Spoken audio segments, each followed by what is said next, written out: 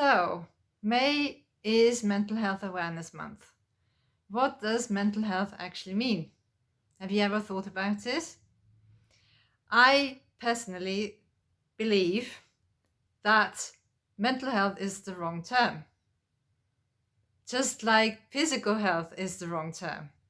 And it's just a sign that Western medicine has made its way into our language as well, separating the body and dividing it into different entities, systems, is the wrong way to look at it.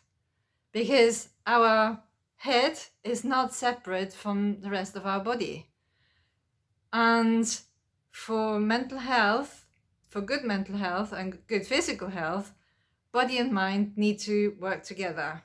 Actually, in Ayurveda, the ancient medical system of India, there's a third element in it. That's body, mind, and spirit have to work together. And when one area of, the three is out of balance, then this affects the other two areas as well. So spiritual health is just as important as mental health or physical health. And it's wrong to actually separate the three. But let's keep it to the body and the mind, right? Even these two are separated in our Western terminology. We can't separate the mind from the body. It's impossible.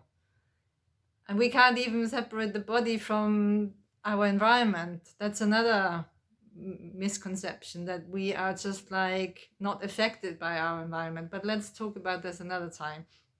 So body and mind can't be separated. Even saying body, mind, with a hyphen is already separating the body from the mind.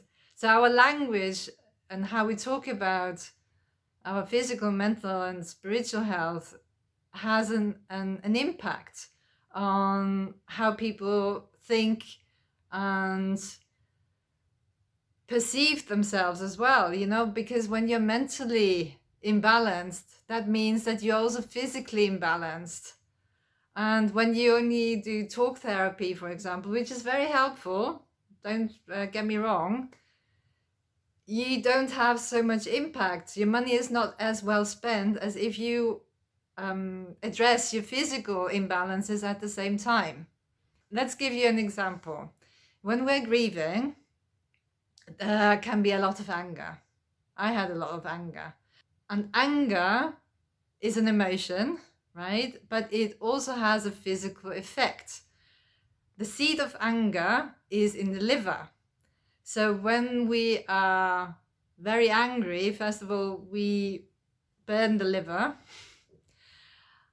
And it's also a sign that the liver is imbalanced and overwhelmed because of all this anger. Because we can deal with anger in a safe and healthy way. We don't have to spurt it out and be like a volcano. There are physical imbalances that are feeding that anger. Like, this lava is building up until this volcano erupts, and the same goes for anger. And the physical side of anger, for example, is so often overlooked.